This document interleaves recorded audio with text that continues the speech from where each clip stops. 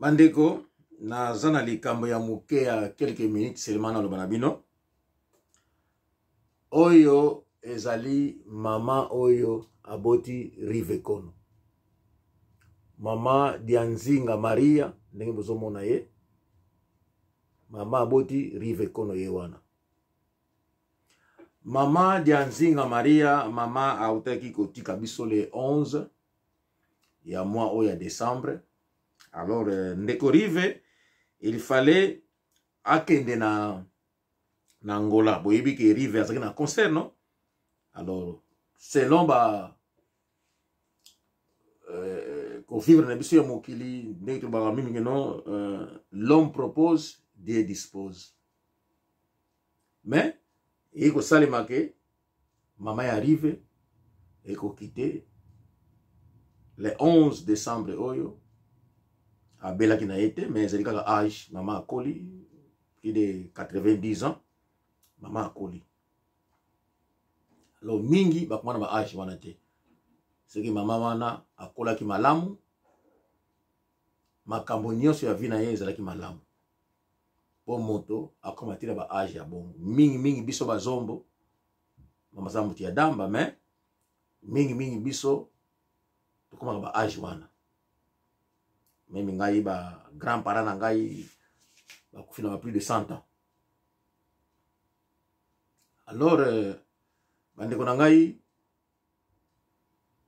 ndeko Rivekono, il fallait akende na Angola pona enterrement ya mama.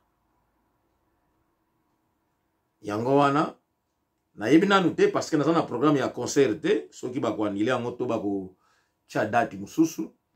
Mais c'est le programme ndenge na zwaki yango ke le 20 décembre oyo bakolongo na nzoto ya mama na Luanda po bakende nango na mboka na damba.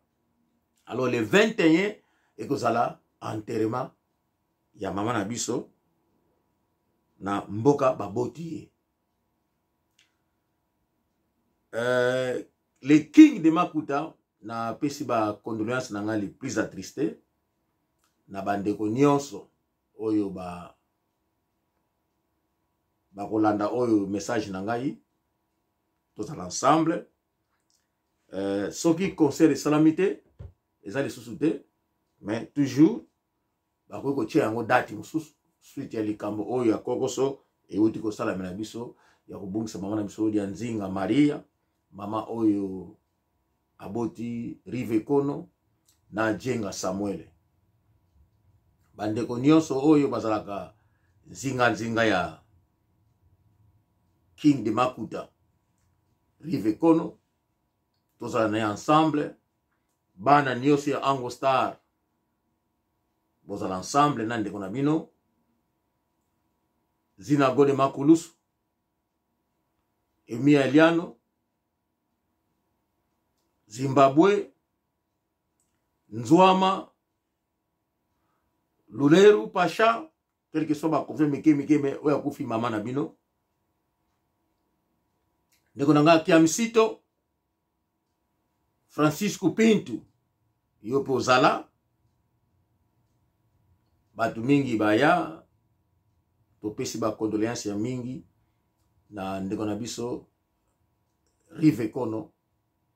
Mama akunda malamu, kimia ezala na molimo ya mama partout akende kolo ayamba ye na busembo nyonso. Na suki wana libota nyonso tu babika tsumbu bozala pene ya ndeko na bino. Oncle Zola bozala pene ya ndeko na bino. Bandeko nyonso baza na Suisse mandefu wa pembe bozala pene ya ndeko na bino. Na suki wana ciao ciao.